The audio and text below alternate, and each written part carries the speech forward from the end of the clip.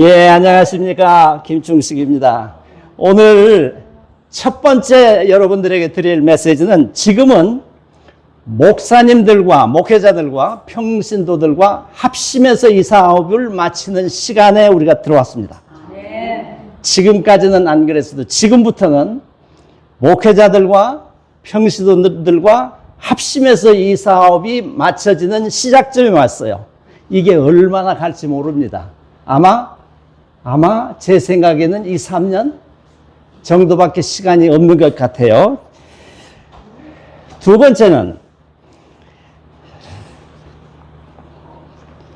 우리 각시대의 대쟁투에도 역사는 반복된다는 말이 있죠. 예수님의 초림은 예수의 재림과 유사성을 가지고 있어요.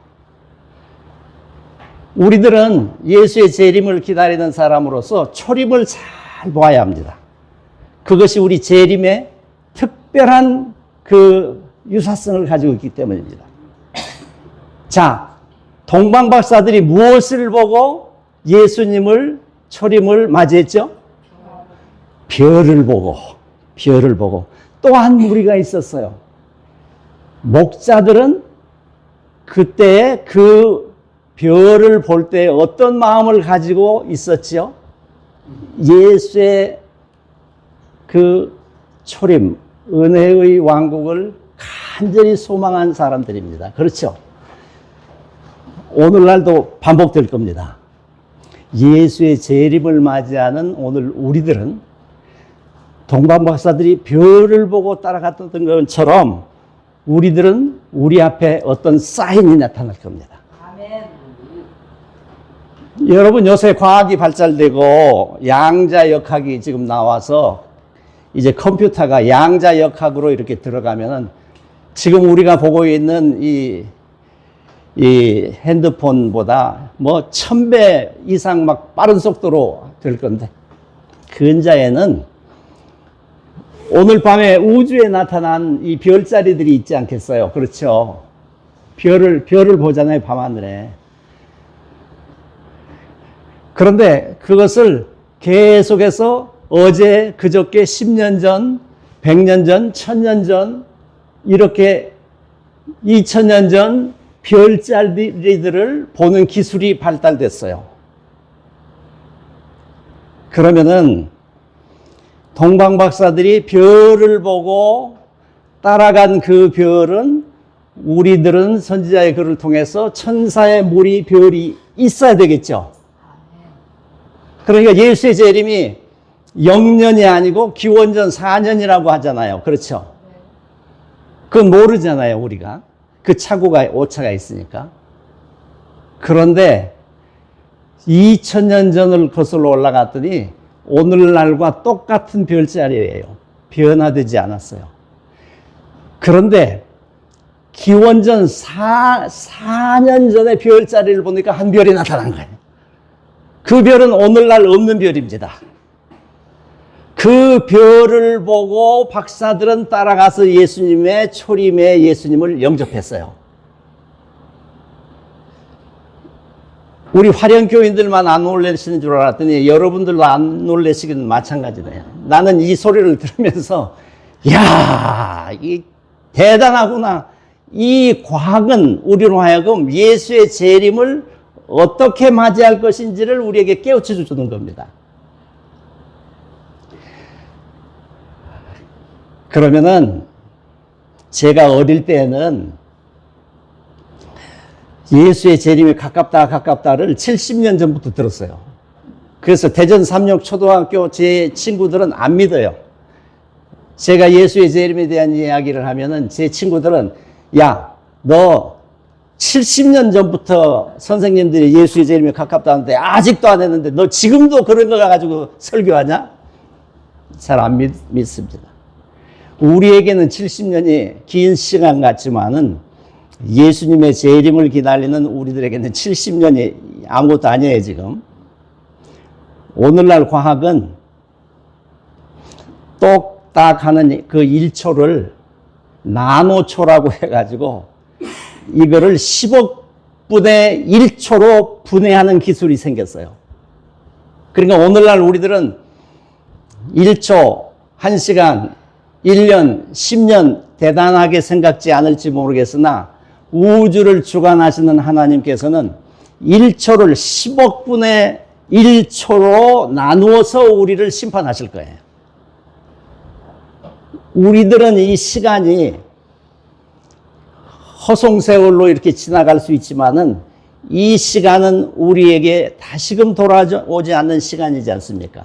이 시간을 소중하게 해야 되는 거예요. 그냥 하루 이틀 흘려보낼 시간이 아닙니다. 그러면은 동방박사들이 별을 어느 때 보고 그 별을 따라가는 그 성경적인 그 말씀을 무엇을 보고 별을 따라갔을까요? 뭔가 공부했을 거 아니에요. 유대인들이 보는 성경을 가지고 저 사람들은 특별한 나라다.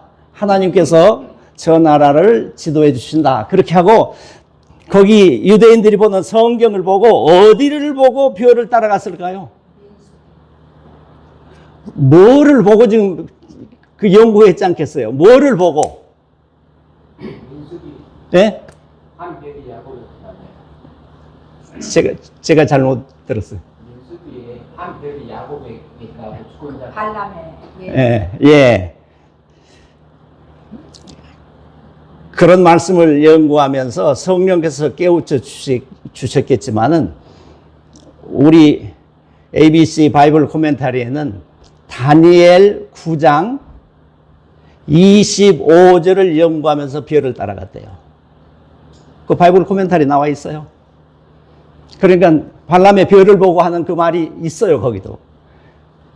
자, 그러면은 유대 백성들이 믿는 그 하나님과 400년 동안 선지자도 없고 아무것도 없어서 이 타락한 세상에 어떤 왕이 나실 것에 대해서 이 동방박사들은 유대 백성들이 아니었지만은 다니엘 9장 몇 절이에요? 25절을 보고 동방박사들은 예수의 탄생을 깨달았어요. 그래서 밤하늘에 널려있는 이 별이 나타날 것이다 했는데 그 별이 나타났어요. 그 별이 나타난 것이 오늘날 이것을 돌려서 보면은 기원전 4세기에 한 별이 나타난 거예요. 0년이 아니에요. 4년 전에 한 별이 나타난 거예요. 그 별은 오늘날 하늘에는 없습니다. 천사의 무리니까. 그렇죠? 그 사람들이 동방박사를 인도했고, 그리고 그 다음에 목자들에게 나타났는데 그 별무리의 그 광명은 온 베들레헴을 환하게 비쳤어요. 소원하던 그 사람들에게. 역사는 반복될 겁니다. 우리 재림교인들이 얼마나 예수님의 재림을 소망하고 있는 저와 여러분들은 다 예수의 재림을 우리들은 맞이하게 될 겁니다. 아멘. 이때쯤 되면은 이 천장을 뚫고 아멘 소리가 나가야 됩니다. 저는 어릴 때부터 성경 선생님, 제가 초등학교 3학년 때 여러분들은 모르시는 권숙련 목사님이 계셨어요. 안경을 두툼하게 끼신 그 권 목사님께서 대전 삼육 초등학교 다 합쳐봤자 1학년부터 다 합쳐봤자 40명도 채 안 됐을 거예요. 그 추운 겨울에 난로, 그 톱밥 난로를 옆에다 두고 그때 다니엘서를 공부한 기억이 아직도 기억이 생생합니다. 어릴 때. 그때 그 다니엘서 연구나 지금 연구나 똑같아요. 70년 동안 똑같이 우리들은 배우고 있습니다. 그런데요,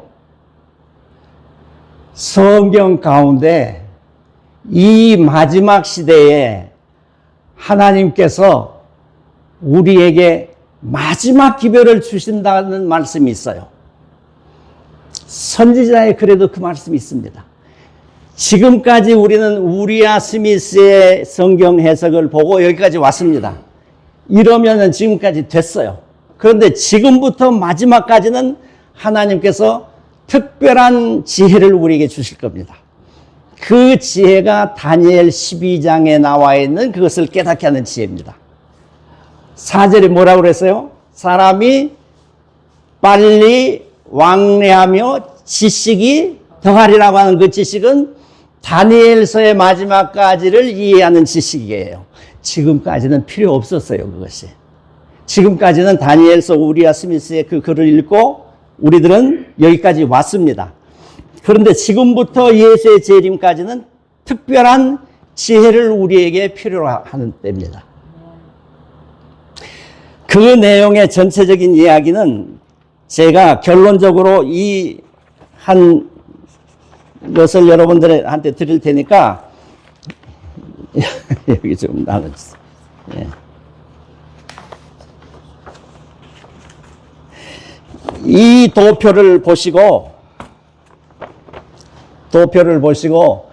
이것은 목사님들이 우리한테 가르쳐준 도표가 아니에요. 이것은 미국의 평신도들에 의해서 만들어진 도표입니다.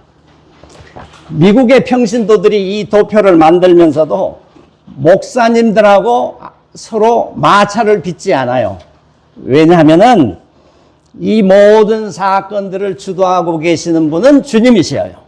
그래서 주님께서 목회자하고 평신도들 간에 연합해서 이 사업이 마치는 그 모든 일을 주도하실 것입니다. 제가 여기 이 영어로 번역된 것을 이 한국말로 해놓은 게 있으니까 필요하신 분들은 이거를 참조하시기를 바랍니다. 한국말은 완역이 되어 있질 않아서 영문을 참조하시면 되겠습니다. 이 도표는 제가 만든 것이 아니고 이 밑에 보면은 미국의 베닌 예언의 신 연구기관인 평신도 기관이 있어요. 여기에 평신도들이 연구를 한 표입니다. 이 표를 이렇게 딱 보시면은 여기에 하나의 비밀 사인이 하나 나타나요. 이 비밀 사인이 무엇인지를 여러분들이 발견하시길 바랍니다. 이걸 다 오늘 밥 먹기 전에 설명할 수가 없으니까 제 이야기는 결론은 여러분들이 찾으시기를 바라요. 이것은 예언의 신의 요한계시록 12장부터 예수의 재림까지의 예언의 신을 바탕으로 이걸 만들었어요. 그런데 우리 예언의 신을 우리에게 주심으로 이 성경 말씀을 잘 이해할 수 있도록 줬죠. 그렇죠? 우리아 스미스가 만든 이 다니엘 연구가 예언의 신에 들어갑니까? 안 들어갑니까?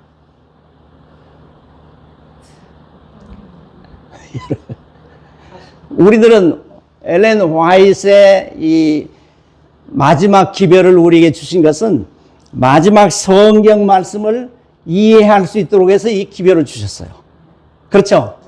선지자의 글이죠. 그렇죠? 저도 그렇게 알고 있어요. 이 선지자의 글을 연구하면서 성경을 더 확실하게 이해를 했어요.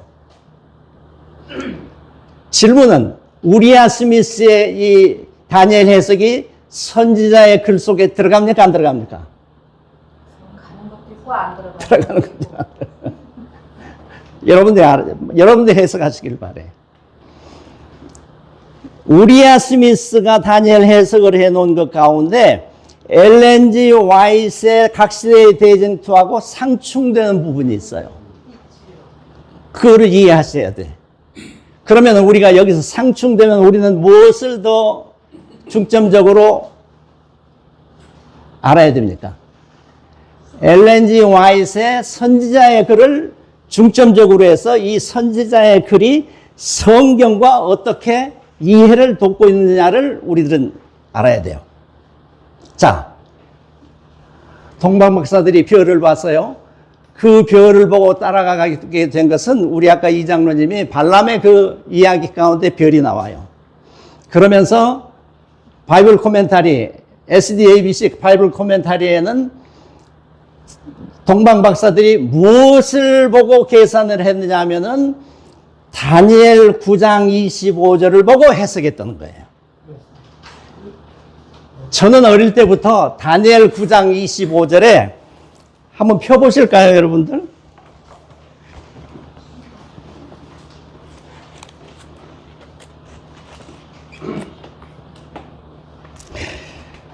여러분들이 다 잘 아시는 대로 25절 그러므로 너는 깨달아 알지니라 예루살렘을 중건하라는 여기 날 때부터 기름 부음을 받은 자 곧 왕이 일어나기까지 7이레와 62이레가 지날 것이요 그 곤란한 동안에 성이 중건되어 광장의 거리가 세워질 것이며 62이레 후에 기름 부음을 받은 자가 끊어질 것이며 그렇죠? 우리들은 다 이해하고 있지 않습니까? 예수님께서 마지막 7년의 절반 가운데 십자가에 돌아가시는 것을 여기서 지금 우리들은 유추하고 있죠. 그렇죠? 자, 이것은 동방박사들이 예수님의 초림을 연구하면서 이걸 알았어요. 재림은 초림과 유사할 겁니다. 재림은 무엇을 보고 우리들이 가깝다고 얘기하죠? 그냥 생각으로. 성경 어디를 보고 이 세상을 보니까 세상이 이렇게 예수의 재림에 가깝다. 그것이 성경으로 증명되고 성경으로 우리가 확인해야 되는 거예요. 그런데 재림교인들이 밥하는 것도 중요해요. 지금 배가 고프고 밥을 먹는 것도 중요하지만은 이것을 아는 것은 더 중요해. 밥하는 게 중요한 것이 아니고 이게 더 중요해. 왜냐하면 여집사님들이 지금 이걸 모르고 있으니까. 재림을 우리가 볼 때 이 성경 말씀에 여기에 재림의 이야기가 나와요. 그런데 저는 어릴 때부터 삼육학교에서 성경 시간에 전부 삼육동에 나올 때까지 전부 9장 24절부터 27절의 이야기는 예수의 초림으로 배웠어요. 여러분들이나 저도 똑같을 거예요. 그런데 자세히 보세요. 지금 26절부터 27절에는 예수의 재림이 여기에 숨어 있는 거예요. 이것을 보고 재림이라고 생각을 하고 여기에서부터 이 마지막 때 예수의 재림이 가깝다는 것을 추론해서 초림과 재림은 유사성을 가지고 있으니까 이 말이 무엇인지를 다니엘을 확실히 깨달아 알아야 되는 겁니다. 자, 보세요. 26절 다니엘 9장 26절입니다. 62일의 후에 기름 부음을 받은 자가 끊어질 것이며 장차 한 왕의 백성이 와서 그 성읍과 성소를 무너뜨리려니와 그의 마지막은 홍수에 휩쓸림 같을 것이며 또 끝까지 전쟁이 있으리니 황폐할 것이 작정되었느니라. 그렇게 되어 있죠? 이제 중요하게 27절을 보시길 바라요. 27절. 그가 장차 많은 사람과 더불어 한 일해 동안에 언약을 굳게 맺고 그가 그 일해의 절반에 제사와 예물을 금지할 것이며 또 포악하여 가증한 것이 날개를 의지하여 설 것이며 또 이미 정한 종말까지 진노가 황폐하게 하는 자에게 쏟아지리라 하였느니라. 여기에 정한 종말은 예수의 초림입니까? 예수의 재림입니까?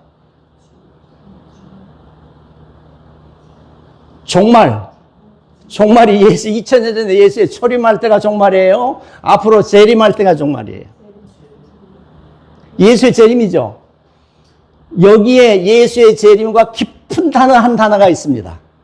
그 단어가 무엇이죠? 여러분 읽어보셨습니까?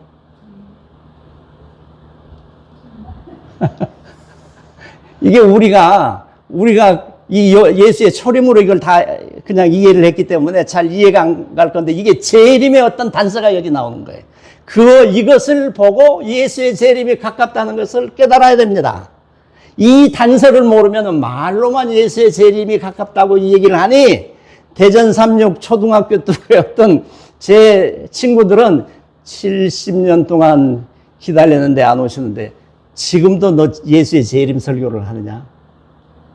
여기에 단서는 무슨 단서입니까? 마지막 종말에 있을 단서 하나가 있어요. 장차 많은 사람과 더불어 한 일해 동안의 언약을 굳게 맺고 그가 일해의 절반의 제사와 예물을 금지할 것이다. 이것이 예수의 초림 때에 27년의 침례를 받으시고 기름 부음을 받은 자가 그 다음에 3년 반 동안 공생하시면서 십자가에 돌아가시고 그 다음에 스데반이 죽은 3년 반, 이 기간이 예수의 재림의 기간하고 우리들은 똑같은 사건이 진행되는 것을 유추해야 된단 말이에요. 잘 이해가 안 가세요? 잘 이해가. 예수의 초림의 마지막 한 일의 일주일 동안과 예수의 재림의 마지막 한 일주일 동안과는 상당한 유사성을 가지고 있다는 겁니다. 이해가 좀 되세요? 네. 지금 예수의 재림이 가까웠어요. 우리보다 한국 정부에서 더 잘 알아요. 제가 50년 전에 미국을 가고 그 다음에 나토에 가서 일을 할 때 독일이나 미국이 지금 한국의 이런 사정하고 똑같이 50년 전에 교회는 노인들만 있고 젊은 사람들은 하루에 막 SDA 젊은 사람들이 500명씩 막 나갔다고 그랬어요. 지금 지자체에 가면은 한국에 89개의 시군이 인구가 줄어요. 그래서 제가 고흥군수도 만났고 영동군수도 만났어요. 그분들이 우리가 한 10가정이, 20가정이 여기 이 고흥에는 20가정이 우리가 여기 옵니다 하니까 막 군수님들이 흥분해 버려. 고흥군에 25만 명이 있었는데 지금 7만 명밖에 안 된대요. 여기서 조금만 더 줄어가면은 고흥군은 없어진대요. 인구가 없어지는 거예요, 인구가. 여기만 그런 것이 아니고 영동도 마찬가지고 한국의 전체 문제가 있어요. 한국만 문제가 있습니까? 전 세계적인 문제예요. 이제 자, 한국 정부에서 지금 금년 2024년 12월에 한 것을 하나를 발표해요. 그것은 도시와 경기도와 서울에만 있는 이 인구들을 한국 지방에 전부 배치하기 위해서 한 법을 만들었는데 지금까지는 이 농촌에 있는 땅을 가진 사람들이 거기에 연장도 놓고 하려면 그거를 뭐라고 그러죠? 그걸 제가 농막이라고 그러죠? 그 농막에는 정화조를 못 놔요. 거기 살지 못하도록 되어 있는데 이걸 전폭적으로 다 해제해 버립니다.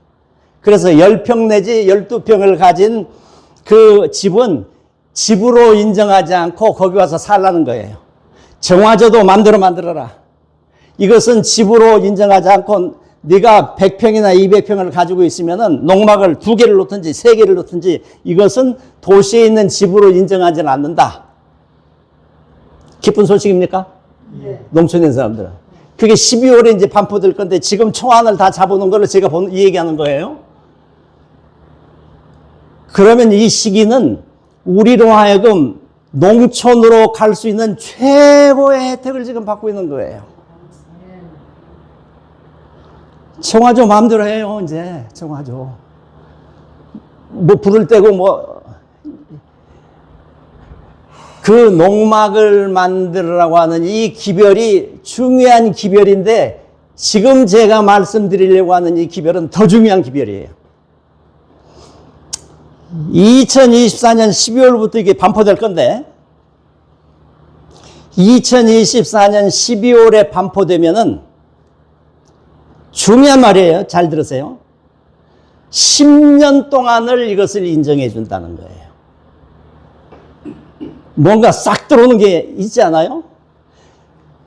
한국 정부에서 제7안식일 예수 재림 교인들에게 시골 생활을 하는 기회를 주는데 2024년 12월부터 반포되기 시작해서 10년까지만 인정해 주는 거예요. 나는 이 소리를 듣고 깜짝 놀랐어요. 보통 10년이 아니고 계속 살면 되지 않아요. 왜 거기에 10년이라는 말을 거기 넣었을까? 예수의 재림은 상당히 가까웠습니다. 우리들은 10년 후에는 저는 하늘 본향의 새 예루살렘에 아까 그 본향에 내 집이 있어요. 문패까지 있을 것입니다. 예. 내 이름으로 문표까지 있을 거예요. 여러분들 지금 이 사람들은 무엇이 어떻게 돌아가는지를 모르고 농막을 지금부터 짓되 10년 동안만 하도록 해준다. 재림교인들은 이게 무슨 말인지를 알아들어야 돼요. 이거 알아듣지 못하면은 이거 다니엘 요한계시록 이제 우라야 스미스 건 딱 덮어놓고 지금까지는 그것이 필요했어요. 그런데 지금부터는 새로운 기별이 우리에게 주어집니다. 그것은 목사님들은 지금까지 앞으로도 도시에서 마지막 최후까지 목사님들은 고통을 겪으면서도 계셔야 되는 거예요. 평신도들은 그냥 아무렇게나 살면 되는 것이 아닙니다. 거기에서부터 마지막 때 환란이 이제 오면서 사고 팔지 못하는 일이 있을 때에 우리 평신도들은 그 오는 사람들을 수용할 수 있는 농촌의 땅과 무엇이 필요해요. 그런데 우리 평신도들이 준비가 안 된 거예요. 목사님들은 지금도 열심히 하시더라고. 그러면 거기에서 오는 사람들을 우리가 어떻게 수용해야 될 것인가 하는 임무가 장로들에게 있는 겁니다. 목사님은 아멘 하시네. 저도 장로예요. 장로였어요. 지금 한국 정부에서 사람이 줄어가고 그러잖아요. 교회는 사람이 늘어갑니까? 우리 여기 1, 2년 사이에 코로나가 나고 우리 화령교회 4분이 돌아가셨어요. 어른들 4분이 돌아가셨는데 이제 앞으로 한 1년 사이에 또 한 3분이 또 돌아가실 거예요. 그런데 우리 그 찬양대장이 우리 박소미가 찬양대를 여기 지도해요. 지도하는데 이제 30대, 40대가 여자분들 2분밖에 없어요. 8분이 있었는데 직장 따라서 뭐 해산하러 뭐하러 다 나가고 싹 빠져나가 버렸어요. 그러면 지금부터 5년 사이에 화령교회는 문을 닫습니다. 돌아가시는 분들이 계시고 또 무슨 문제가 생길 거 아니에요. 그 문제가 뭡니까? 그 문제가 무슨 문제가 있어요? 2025년부터 대한항공은 손해 지문으로 인식을 통해서 여권 대신에 사용한다는 겁니다. 당분간은 손으로 하겠지만은 여권을 사용하겠지만은 2025년이 지나서 어느 시간이 지나가면은 사람이 빨리 왕래하면서 이 마지막 다니엘서를 세계에 보급할 제7일 안식일 예수재림 교인들에게 손해표를 받게 하는 겁니다. 그 표를 받아야 되겠어요? 안 받아야 되겠어요? 지금 그것이 짐승의 표라고 주는 게 아니에요. 아니지만은 가려포문 기별 396페이지에 보면은 모든 기관과 개인에게 어떤 모양을 띠며 시작될 것이다. 그러나 끝내 이것은 안식일과 연관이 된다는 거예요. 그거 받았다가 지워버리면 될까? 그건 난 모르겠어요. 모르겠으나 요한계시록 13장의 그 이야기를 보면서 마지막 사건에는 다니엘서를 열심히 연구해라. 이 다니엘서는 환란이 오기 전에 모든 제7일 안식일 예수재림 교인들은 다 거기 제7일 안식일 예수재림 교인으로 나뉘지만 환란이 오기 전에 모든 사람이 이해를 하고 있어야 된다. 환란이 지나갔습니까? 안 지나갔어요? 우리아 스미스에는 지나갔어요? 안 지나갔어요? 우리아 스미스에는 저는 존경합니다. 신기원 목사님이 저에게는 중요한 그 선배 목사님이신데 그 목사님의 새 다니엘 연구소에도 우리아 스미스의 말을 인용하셨어요. 환란이 지나갔어요? 안 지나갔어요? 안 지나갔죠. 생각을 해봐요. 다니엘 12장이 우리 앞에 지금 오는 거예요. 다니엘 12장에 맨 끝에 그 이야기는 무슨 얘기인 거 아니? 다니엘이 기원전 500, 600년 전부터 예수의 재림까지의 모든 이야기들이 다니엘서의 이야기예요. 다니엘서의 끝은 아직 안 지나갔어요. 지금. 요한계시록 13장을 연구해라. 이것은 온 세상 사람들에게 다 저촉되는 거예요. 한 사람도 빼지 않고 다 저촉되는 거예요. 지금 짐승의 표를 받고 안 받고 하는 문제를 깊이 생각해 볼 때 우리가 하나님의 인을 받음으로 구원을 얻지요. 그렇죠? 짐승의 표를 받음으로 구원을 얻지 못해요. 하나님의 인을 받는 사람들은 이것이 안식일에 하나님의 인이 거기 있어요. 그렇죠? 짐승의 표는 여기 일요일과 관계가 있죠. 그렇죠? 안식일을 바꾼 거 아니에요. 그 다음 해석을 좀 해보면은 구원받을 사람과 구원받지 못할 사람이 분명히 갈리는 거예요. 그렇죠? 그런데 요한계시록 13장에 모든 세상, 지금 세상 사람들이 몇 억쯤 되는 줄 아세요? 70억? 82억. 누가 지금 82억이라고 하셨어요? 82억이래요. 82억 중에 미성년자들을 빼놓고는 모두 다 짐승의 표를 받게 되는 거예요. 그것이 지금 80개국 나라에서부터 다 지금 시행되고 있는 겁니다. 먼저 다니엘서를 이야기하고 다니엘서를 깨닫고 다니엘의 마지막 이 기별을 빨리 전파하는 일을 사단은 벌써 알고 있는 거예요. 그래서 짐승의 표를 받으라는 거죠. 그러면은 제7일 안식일 예수 재림 교인들은 안식일을 지키니까 짐승의 표를 안 받겠죠. 그렇습니까? 안식일을 지키니까 안 받겠잖아요. 그럴까요? 구원받을 사람, 하나님의 인을 받을 사람과 구원받지 못하는 짐승의 표를 받는 사람과 그 밑에 가서 우리가 다시 생각해 볼 때 짐승의 표를 받는 사람과 받지 않는 사람과 이 구분점을 우리가 잘 조심해서 봐야 되는데 남을 볼 것이 아니고 나를 봐야 돼. 나를. 내가 은행 거래에 돈을 찾지 못한다. 내가 물건을 사지 못할 때가 온다. 한 일주일은 버틸 수 있겠죠. 그러나 물건을 사지 못하고 필요한 것들을 사지 못하는 그때가 오면은 짐승의 표를 받지 않고 일주일 한 날을 할 수 있을까요? 그러니까 계시록 14장 9절에 보면은 짐승의 표를 받는 사람은 구원이 없다고 했어요. 그런데 10절에는 한번 여러분들 성경 한번 찾아봐요. 10절에는 그도라는 말이 나옵니다. 그도. 짐승의 표를 받는 사람은 구원을 받지 못한다고 하면 끝나는데 거기에 9절 10절 한번 읽어보실까요? 14장 9절 10절입니다. 또 다른 천사고 셋째가 그 뒤를 따라 큰 음성으로 가로되 만일 누구든지 짐승과 그의 우상에게 경배하고 이마에나 손에 표를 받으면 그도 하나님의 진노의 포도주를 이 그도는 누구를 가리킬까요? 받은 사람들.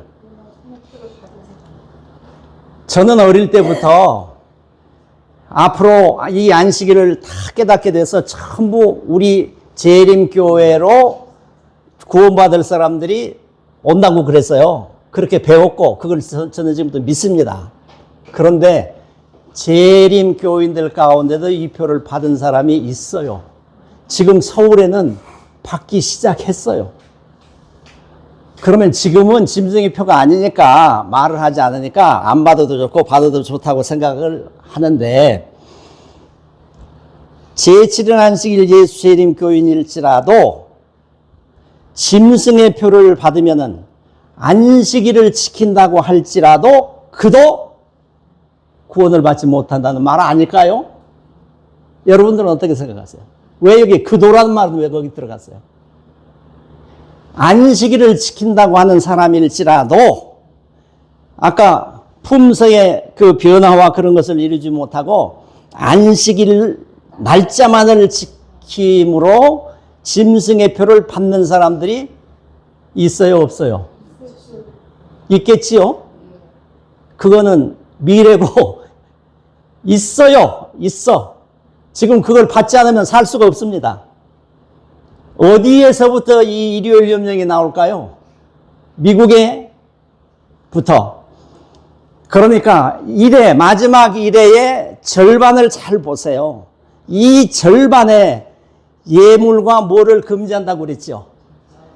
1회의 절반은 7년의 절반은 몇 년을 가리킵니까? 3년 반을 가리킵니다. 3년 반 동안 다니엘이 말한 마태복음 24장 15절에 예수님의 재림이 언제입니까? 하고 물으니까 예수님께서 지진 얘기도 하고 전쟁 얘기도 하고 지진이 뭐 여기 한국에 그렇게 심합니까?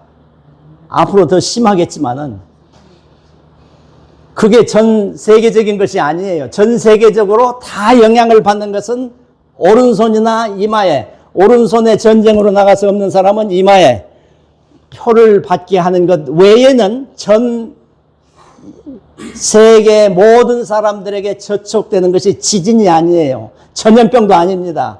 뭐 기근도 아니에요. 지역에 따라서 모두 다 한꺼번에 다 이게 오지 않는다고 예언의 신의 말이잖아요. 그렇죠? 그러나 예언의 신의 전 지구의 모든 사람들이 표를 받는 것은 오른손이나 이마에 표를 받는 거예요. 맞아요? 틀려요? 이것은 언제부터 우리에게 환란으로 닥칩니까? 일회의 절반에 예수님께서 말씀하신 다니엘을 잘 연구해라.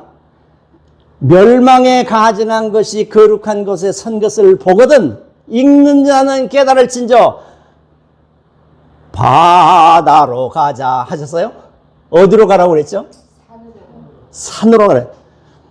우리 화련교회는 여기 바다가 있어요. 가까운 데 가서 해수욕을 합니다. 저도 이제 해수욕을 이렇게 가끔가다 하는데 70, 80 먹은 할머니가 오는 것은 우리 화련교인들밖에 없더라고요.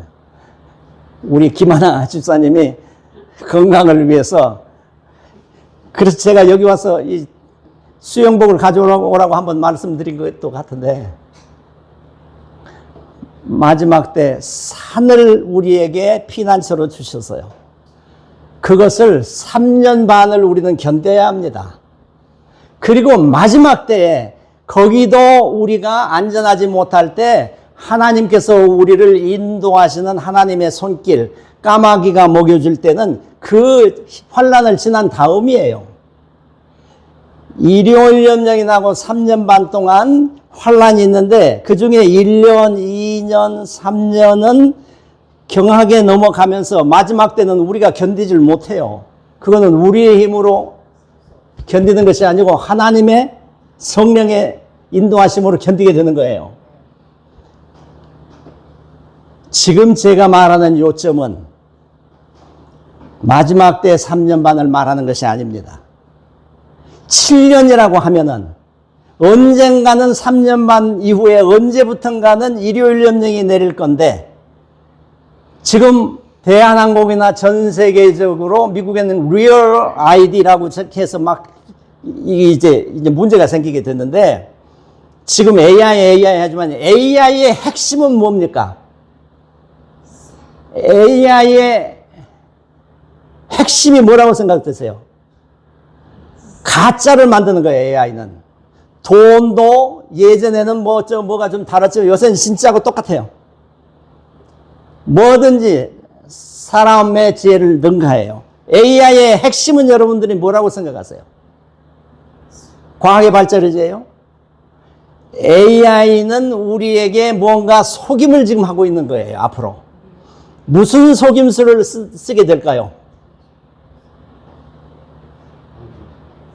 지금 우리 핸드폰 다 쓰잖아요. 뭐 여기가 이제 우리 재림교회 짐권이라고 하는 사람이 영동에 이제 뭐 글씨로 이렇게 안 나오고 우리가 한국말 하면 영어는 영어로 듣고 일본 사람은 일본말로 듣고 지금 그런 것들을 지금 개발을 하고 동참하고 있는데 AI의 핵심은 가짜를 진짜로 만드는 거예요.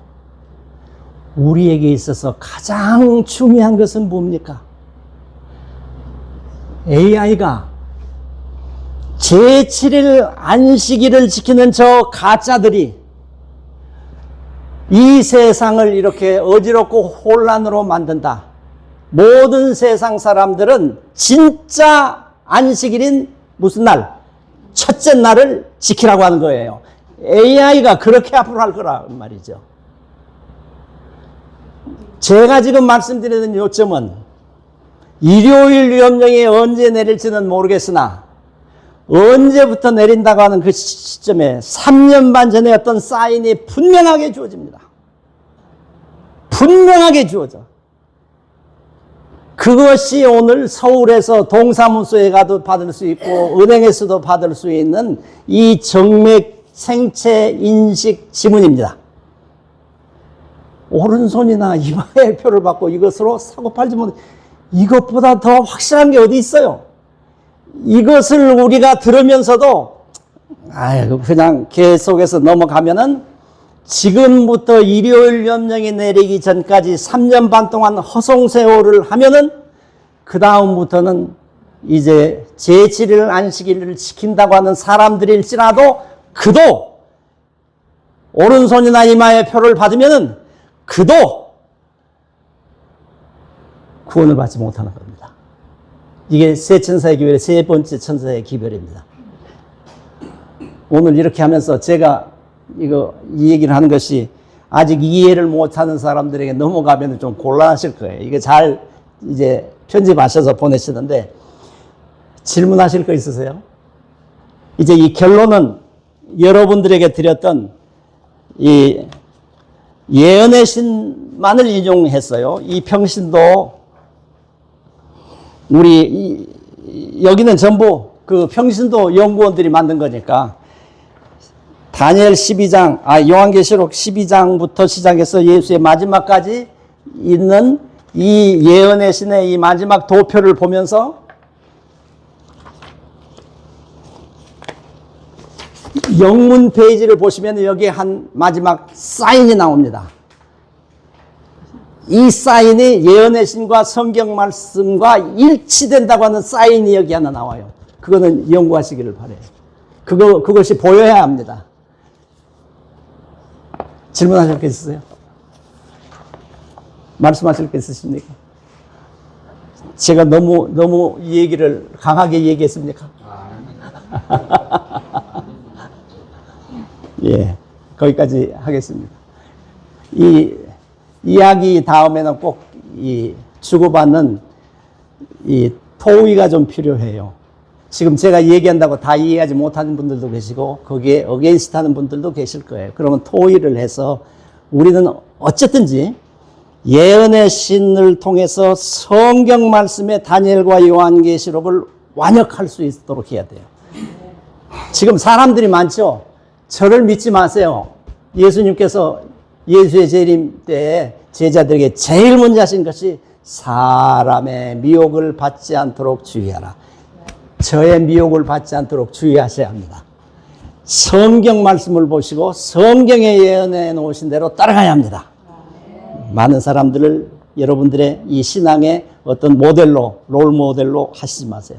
오늘 질문하실 거 없으시면 이것으로 마치겠습니다. 기도. 기도. 네. 저희들의 아버지 하나님, 이 마지막 시대에 우리에게 세 천사의 기별의 종지부를 찢는 이 귀한 시대에 우리를 불러주셨습니다. 주님, 이 마지막 한 일의 의미가 무엇인지를 깨닫도록 도와주시고 동방 박사들이 별을 따라가다가 예수의 초림을 만난 것처럼 이 마지막 역사의 종착점에 예수의 재림을 만나는 여기 머리를 숙인 우리 모두가 되도록 인도하여 주시옵시기를 예수님의 이름으로 간절히 기도하옵나이다.